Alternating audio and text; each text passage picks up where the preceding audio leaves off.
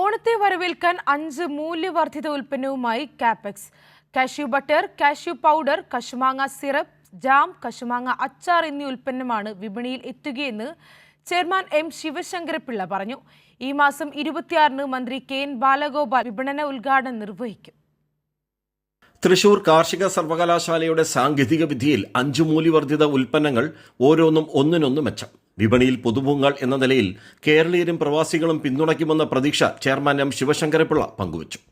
കാപ്പെക്സിൻ്റെ പരിപ്പിൻ്റെ ഗുണനിലവാരം ലോകത്ത് തന്നെ ശ്രദ്ധിക്കപ്പെടുന്ന നിലയിലേക്ക് മാറിയിട്ടുണ്ട്. ഇപ്പോൾ വിദേശത്തുള്ളവരൊക്കെ നാട്ടിൽ വരുമ്പോൾ കാപ്പെക്സിൽ വരികയും കാപ്പെക്സിൻ്റെ ഫ്രാഞ്ചൈസികളിൽ വന്ന് പരിപ്പ് വാങ്ങാറുമുണ്ട്.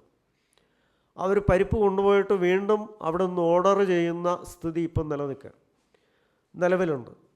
കാര്യം അതിൻ്റെ ഞാൻ നേരത്തെ സൂചിപ്പിച്ച ആ തൊഴിലാളികളുടെ വിവിധ തലത്തിലുള്ള ഷെല്ലിംഗ് മുതലുള്ള തൊഴിലാളികളുടെ ആ ഒരു പരിചയസമ്പന്നതയും സൂക്ഷ്മതയും കരവിരുതിൻ്റെയും ഒക്കെ ഫലമാണ് ആ പരിപ്പിനുള്ള ഗുണമേന്മ. നമ്മുടെ നാട്ടിലുള്ള ആളുകൾക്കും അത് പൊതുവിൽ അംഗീകരിക്കപ്പെട്ടിട്ടുണ്ട്.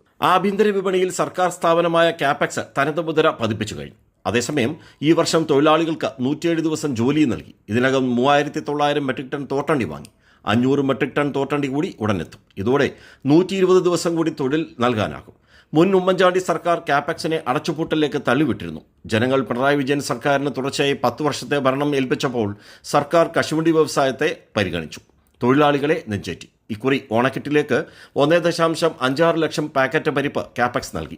ഓണം പ്രമാണിച്ച് കൺസ്യൂമർ പാക്കറ്റിനുള്ള കശുവണ്ടി പരിപ്പിന് 5% അധിക ഡിസ്കൗണ്ടും അനുവദിച്ചു. ഒരു ഉപഭോക്താവിന് 30% ഡിസ്കൗണ്ട് ലഭിക്കും. 10 കശുവണ്ടി സംസ്കരണ ഫാക്ടറികളും ഒരു പാക്കിംഗ് സെന്ററുമുള്ള കാപ്പെക്സിൽ 4000 തൊഴിലാളികളും 300 സ്റ്റാഫുമുണ്ട്. പ്രതിവർഷം 56.71 കോടിയുടെ വിറ്റുവരവും 36.25 കോടി രൂപയുടെ തോട്ടണ്ടിയും പ്രതിവർഷം വാങ്ങുന്നു.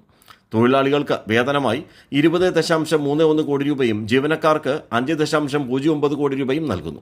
Kapex MD P Santhosh Kumar, commercial manager B Pradeep Kumar, food technologist Mehmoona Thasneem എന്നിവർ വാർത്താസമ്മേളനത്തിൽ പങ്കെടുത്തു. ഈ മാസം 26-ന് മന്ത്രി കെ.എൻ. ബാലഗോപാൽ പ്രോഡക്റ്റ് ലോഞ്ച് ചെയ്യും. കൈരളി ന്യൂസ്, കൊല്ലം.